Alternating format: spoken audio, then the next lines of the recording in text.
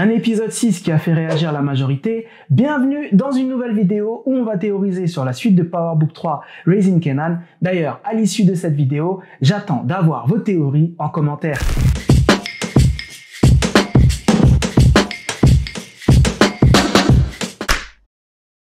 Starz vient de faire une pause pour la saison 2 de Raising Kanan, il fallait donc que je fasse une vidéo théorie pour cette mid-season, et quel cliffhanger! Avant d'en parler, je tenais quand même à vous faire ce disclaimer, j'espère que tu es à jour sur la série, sinon tu risques d'être spoilé, et si c'est pas le cas, alors je t'invite à aller voir la série sur la plateforme Starz et de revenir pour continuer dans cette vidéo. Bref, vous l'avez compris, une saison 2 qui nous amène à nous poser énormément de questions, mais celle qui me revient le plus, est-ce la chute de la famille Thomas? On l'a vu durant ces 6 épisodes, cela devient de plus en plus le cas. L'intrigue nous mène petit à petit vers la fin de la famille de Kanan.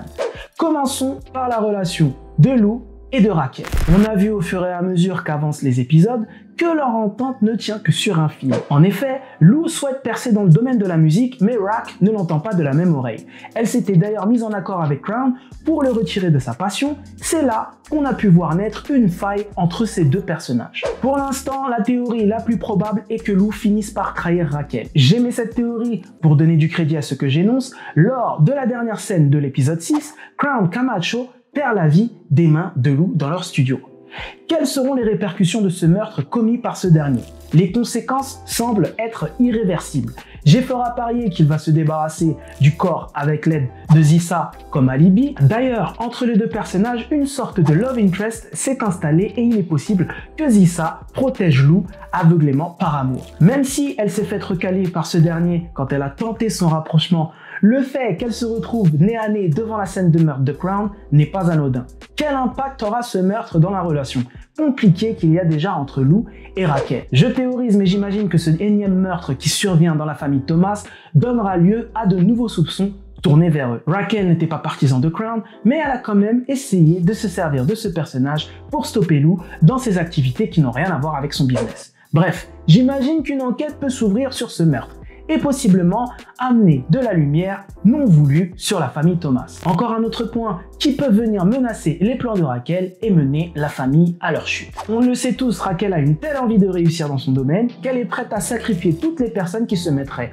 en travers de son chemin, famille y compris. Le seul épargné reste Kanan, bien évidemment. Depuis le début de cette deuxième saison, on a eu le droit à 2 décès, celui de Scrappy ainsi que celui de Crown. Ces deux personnages sont certes des personnes secondaires à l'intrigue, mais ils sont étroitement liés à la famille Thomas. Ils ont été vus et connus par tous pour leur proximité avec la famille de Raquel. Il est pour moi très facile de faire un rapprochement si une enquête doit être ouverte. Pour l'instant, l'inspecteur Shannon Burke, qui n'est pas très loin de découvrir la vérité, est concentré sur l'inspecteur Michael Howard et sur sa fausse déclaration sur le fait qu'on lui ait tiré dessus. Bref, vous le savez tous, il a fait la sourde oreille et prétend avoir perdu la mémoire sur ce qu'il s'est passé sur ce fameux soir du meurtre raté. En ce qui concerne Shannon Burke, du coup, son investigation peut très facilement l'amener à déduire qui sont derrière ces meurtres. Elle risque gros en faisant cette enquête, mais rien n'empêche que notre jukebox nationale intervienne pour la sauver de sa famille si jamais elle serait en danger.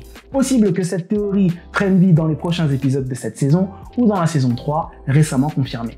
Il m'en vient à dire que Lou peut possiblement perdre la vie dans la suite de cette saison 2. La relation complexe qu'il entretient avec sa sœur Rack peut en être la cause. Rack pourrait très bien mettre fin à ses jours car il est source de mise en lumière sur la famille. Les soupçons, vous le savez, nuisent au business, la freinent et l'éloignent de son fils Kanan car elle semble perdre le contrôle sur tout ce qu'elle avait prévu de base. Du coup, on se retrouve sur une issue qui semble peu probable, mais tout de même, il est encore trop tôt pour le confirmer. Bref, selon vous, Rack finira-t-elle par éliminer Lou? J'attends d'avoir votre théorie à vous en commentaire. Quand on parle de relations qui battent l'aile dans cette famille, on peut aussi observer celle de Marvin et sa fille Jukebox. Je n'arrête pas de parler de cette altercation qu'il y a eu dans la saison 1 entre elle et son père.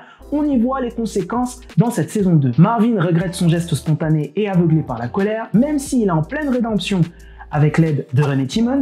on voit qu'il tente de se rattraper auprès de sa fille. Malheureusement, pour l'instant, ça ne prend pas et on l'a tous vu tout au long de cette première partie de saison, Jukebox ne souhaite surtout pas adresser la parole à son père et se tourne vers sa mère Kenya. Un autre point qui pourrait avoir des répercussions pour la suite. Je théorise, et dites-moi encore une fois ce que vous en pensez en commentaire, est-il possible que Kenya soit éliminée dans cette saison ou la prochaine? J'aimais cette théorie car ce personnage nuit au lien que Jukebox entretient avec sa famille.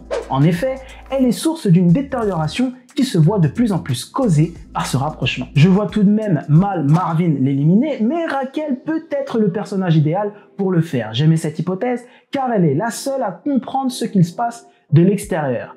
Elle a prévenu son frère pour essayer de garder le contrôle. Marvin, lui, ne semble pas aller plus loin que les menaces verbales. J'ai l'impression qu'il a peur des représailles que sa fille pourrait lui faire si elle découvre que son père lui a ôté la vie. Ce qui laisse champ libre à Raquel pour prendre les devants et l'éliminer pour ainsi garder le contrôle sur Jukebox. Si on continue sur ces théories, Jukebox pourrait alors perdre sa mère et se tourner vers la détective Shannon Burke. Le lien peut être tout de suite fait puisque l'une aura sûrement besoin de l'autre pour s'aider mutuellement. La vérité n'est pas loin d'être découverte et encore une fois, cette théorie va dans le sens de l'éloignement complet de la famille Thomas et ainsi causer sa chute. Elle sera dépitée par les crimes, les violences et les visions fourbes dans lesquelles elle a pu baigner depuis son enfance et finira par devenir policière. Vous connaissez la suite, elle exercera ce métier à sa manière et ça, on le voit dans le power initial. En tout cas, un futur incertain menace Jukebox et ses liens avec sa famille. D'ailleurs, comme vous le savez, elle perd totalement confiance en Lou concernant la musique, vu son retournement de veste auprès de Zissa. Bref, vous l'avez compris, la disparition de sa mère sera l'affaire de trop. On en reparlera si je vois juste dans cette théorie. Continuons. Comment parler de la chute de la famille Thomas sans réellement parler de celle qui en est à la tête? Je parle ici de Raquel. On commence à sentir qu'elle maîtrise de moins en moins son sujet par excès de confiance. Des éléments perturbateurs viennent chambouler ce qu'elle avait sûrement prévu. Bref, à commencer par Unique. Pour l'instant, Raquel est complètement sa marionnette. Son deal avec Sal Bosselli concernant son expansion à Newark en est la preuve. Vous avez compris, durant cette saison 2, il y a eu plusieurs tentatives ratées concernant la vente de drogue sur ce territoire. Une hypothèse qui vient justifier cela, il y a une taupe parmi l'équipe de Raquel et tout le monde soupçonne Warrell étant de mèche avec Unique. Bref, ils ont commandité, je pense, les deux ratés de deal étant de mèche avec l'équipe de Sal Bosselli, mais j'ai fort à parier que cela soit le cas, même si a priori Warrell semble vouloir être loyal auprès de Raquel, rien n'empêche que Unique aille jusqu'à menacer sa famille ou des personnes qui lui sont chères pour le rallier à sa cause désespérée. Nous verrons si cela s'avérera vrai. Qu'est-ce que vous en pensez? J'attends votre avis en commentaire. Unique semble tout de même être fourbe puisqu'il a pour l'instant les rênes sur la situation. On observe un deal qui ne prend forme sans lui et il fait en sorte d'être indispensable. Il va, je pense, essayer de pourrir la famille Thomas de l'intérieur après qu'il ait tout perdu à cause de Raquel. La vengeance est un plat qui se mange givré, n'est-ce pas? La menace qui, je pense, sera la plus frappante est la relation complexe qui est en train de se créer entre Raquel et Kenan. On le sait maintenant, Kenan commence à douter sur la sincérité de sa mère, elle ment surtout pour essayer de protéger son fils, mais son mensonge commence à se retourner contre elle. L'inspecteur Howard est une source de problème pour Raquel. Bref, jusqu'à preuve du contraire, pour l'instant, l'inspecteur prouve par A plus B qu'il est bien le père de Kenan. La preuve étant que la dernière chose qu'il a réussi à faire est de libérer son meilleur ami qui est en garde à vue, Famous. En effet, Raquel n'a pas souhaité s'investir sur la libération du meilleur ami de Kenan.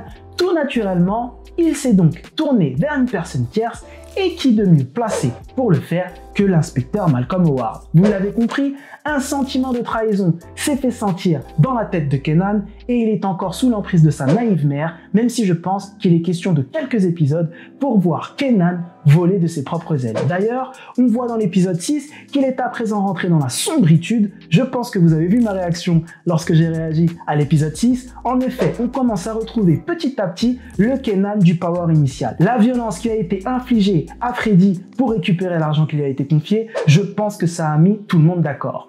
Reste maintenant à savoir comment Raquel va réagir au fait que Kenan est en contact direct avec son père.